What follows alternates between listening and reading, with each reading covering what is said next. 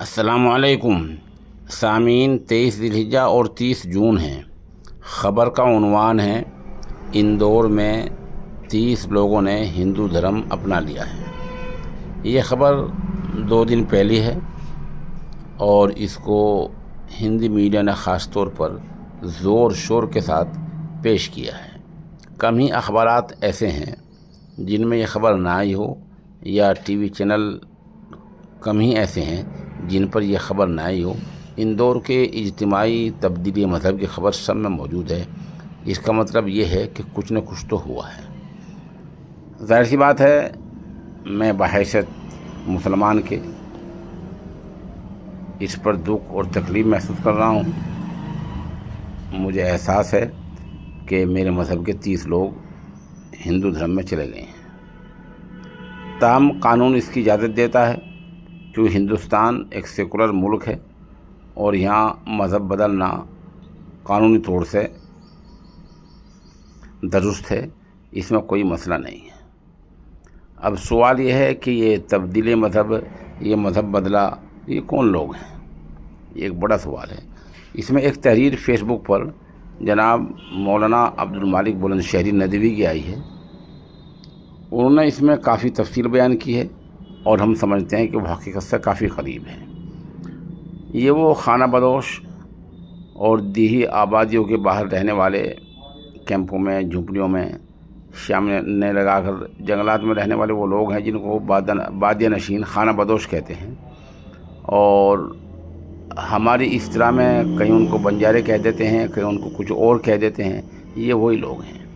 یہ لوگ کبھی تو سرکاری دستاویزات کی بنیاد پر، کبھی اسی طرح کچھ اور بنیادوں پر کوئی بھی مذہب اپنا لیتے ہیں۔ اتر پردیش میں بھی پہلے ہو چکا ایسا، ضلع باغپت میں بدرکھے میں ہوا تھا۔ اللہ کا فضل ہے، وہ ایک امام صاحب کی محنت سے سب لوگ واپس آ گئے تھے۔ اور بھی جگہ ہو سکتا ہے۔ کہنے کا مطلب یہ ہے کہ ان لوگوں میں ہمیں مزید محنت کرنے کی ضرورت ہے۔ ہم یہ نہیں کریں محنت نہیں ہو رہی، محنت ہو رہی ہے، لیکن ان میں مزید محنت کرنے کی ضرورت ہے۔ جو لوگ، جن کو ہماری اصطلاح میں بنجارے کہتے ہیں، یا ایک اور سماج ہے جس کے لوگ جو ہیں وہ نادیہ بیل لے کر اور لانگ باندھ کر، ٹکا لگا کر اور جگہ جگہ مانگتے ہیں، بھیک وغیرہ مانگتے ہیں، لوگ گھروں پر جاتے ہیں۔ ایسے سماجوں میں مزید محنت کی ضرورت ہے اور ان کو توحید کی طرف متوجہ کرنے کی ضرورت ہے۔ بہرحال اندور کے ایک مندر میں ان کو اکٹھا کیا گیا اور ان سے پھر وہاں حلفیہ بیان ان کے ہوئے ہیں، اور وہاں پولیس کو اور ضلع انتظامیہ کو، افسران کو، اندور کے سب کے 30 لوگ بیانات دیے گئے ہیں، اور انہوں نے کہا ہے کہ ہم نے اپنی خوشی سے، اپنی مرضی سے ہندو دھرم اپنا لیا ہے۔ وہاں کی پولیس کا بھی یہی بیان آیا ہے کہ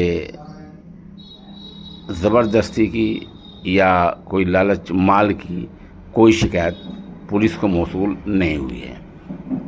پھر بھی مقرر عرض ہے کہ ہمارے مبلغین کے لیے یہ المیہ ہیں اور یہ دعوت فکر ہے، ان کو مزید محنت کرنے کی ضرورت ہے۔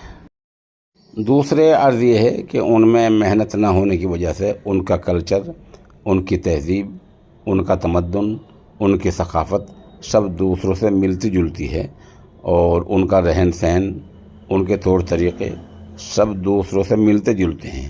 اس لیے وہ کب بدل جائیں کچھ کہا نہیں جا سکتا ہے۔